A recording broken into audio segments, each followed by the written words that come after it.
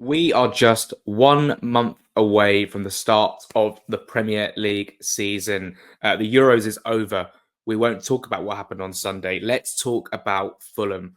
The concentration now is on Fulham from now up until the start of the season and throughout the season, of course, 24-25. I'm really excited. You can sort of start counting down the days until the season starts. First of all, the players are back. Marco Silva's back. Everyone's back at Motspur Park training. The club are posting pictures every day, which is always good to see the players back in action. And this isn't so much of a transfer update sort of video. It's a bit of a video where we sort of assess where Fulham are at and what Fulham need to do before the start of the season. They're one of very few clubs who haven't made a signing yet in the Premier League. I think Liverpool haven't. Everyone else have seemed to have made signings. Fulham have not. But there has been some updates on players we've already talked about. There is a player who we haven't talked about on this channel yet, who has been linked as well. We can get into that a little bit later. First of all, thanks very much for the support on the channel. Please do subscribe and turn on that notification bell and like the video as well. That would be fantastic. So let's talk about Emile Smith-Rowe.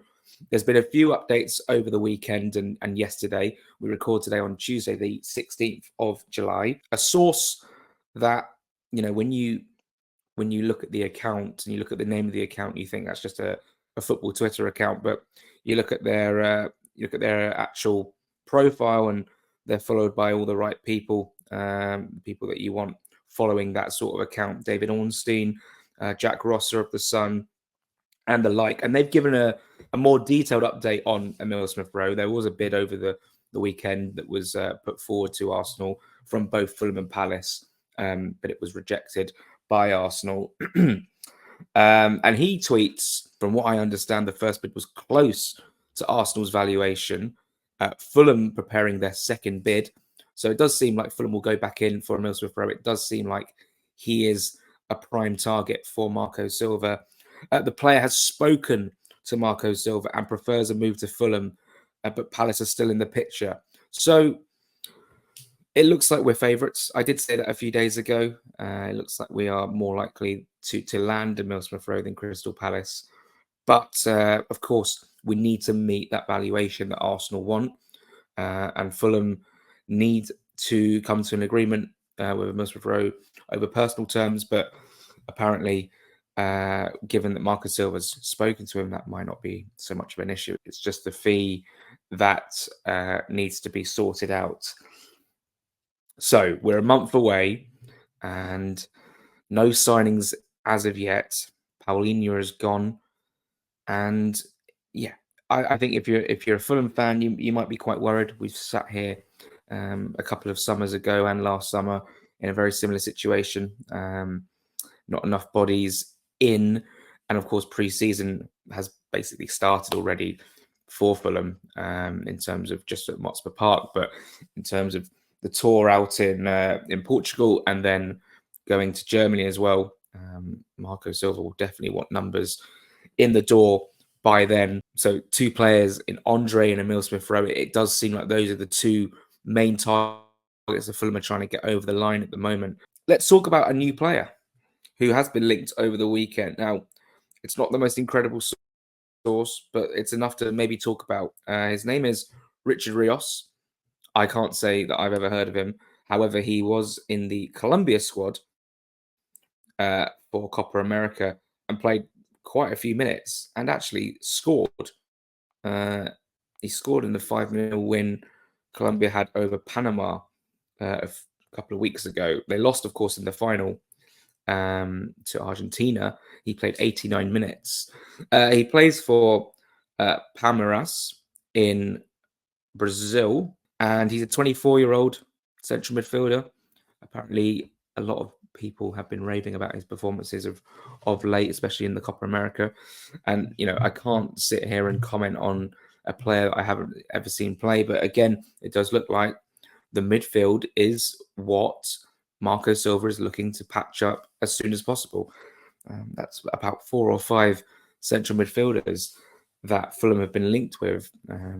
since Paulinho departed. So let's look at the squad right now, and if the game against Manchester United was to be played tomorrow, let's say, of course it's not, then the team would look something like this. It would probably be something like Leno in goal, Robinson, centre backs, Diop, Bassi, right back, probably Timothy Castagne, although he's probably not back in pre-season yet. He's probably still on a break after the Euros with Belgium.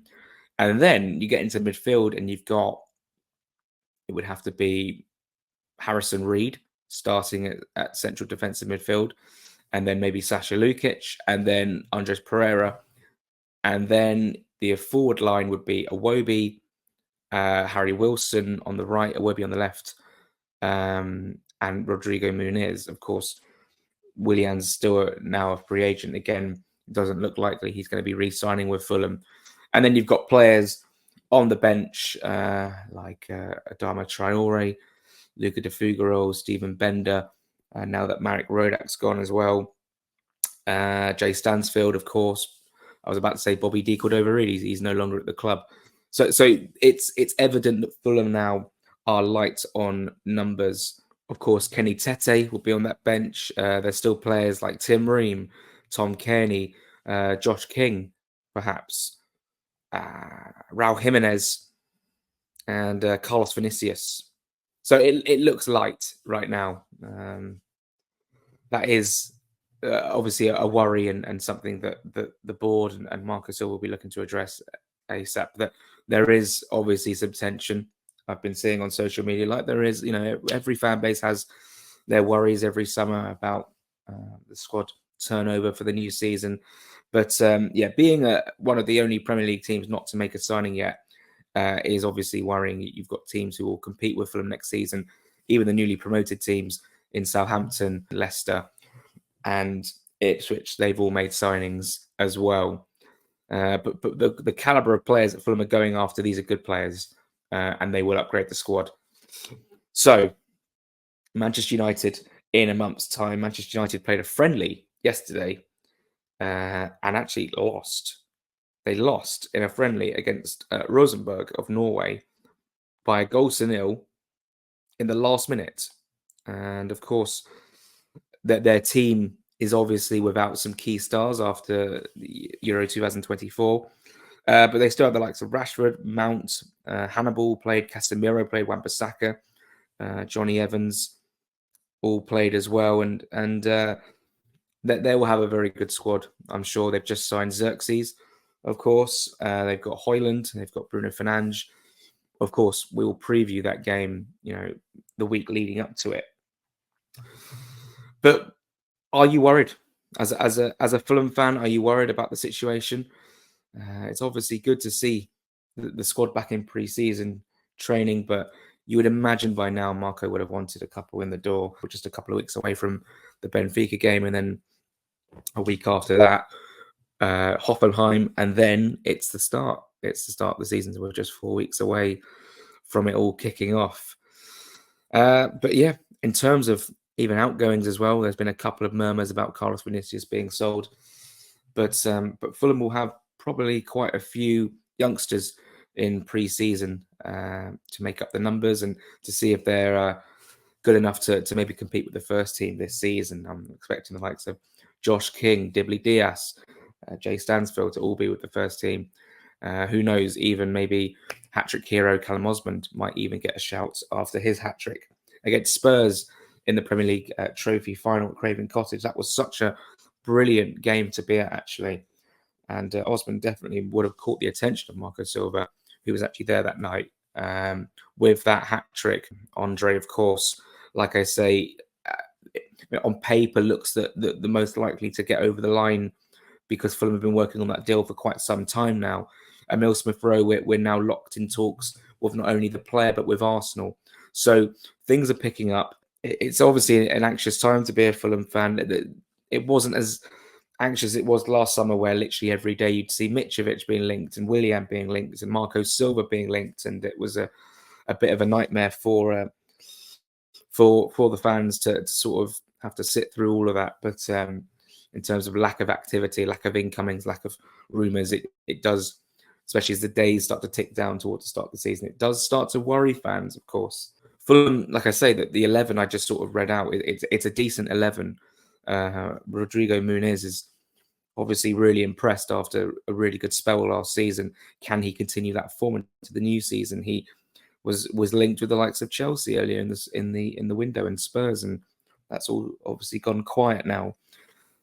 Things will pick up. We've got a month to go, and I'm excited, because the Euros obviously was great. It was a great tournament, but it was very hard to sort of navigate and find Fulham news when the timeline's filled with 3 games a day and then the knockouts, and it all got very exciting in terms of being an England fan. So now that sort of died down, and obviously we've seen Southgate leave today, all that news will start to die down in the next 2-3 days, and suddenly club football will rise to the surface.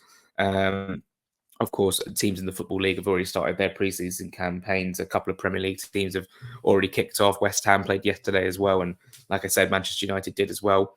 But this is it now. We'll be here talking about Fulham until the season starts, and we are. I don't say we; it's just me just speaking here. But I am delighted to say that I will be out in Portugal watching Fulham play Benfica. Covering that game and the one against Hoffenheim in Germany. So really looking forward to that. A couple of nice trips for not only the players and not only the fans, but myself as well. So I'm looking forward to that. Thanks so much for watching. We are going to be pushing this channel more and more. You'll be seeing it on your timelines. And if you fancy watching it, then give it a like, subscribe, share with someone who may enjoy the content too. Fulham. No signings yet, 1 month to go, but plenty of work to be done. And I'm sure things will start to pick up in the next week or so. You just never know. So subscribe to the channel, like, share, and enjoy the run up until the start of the season. Thanks so much for watching, and go well.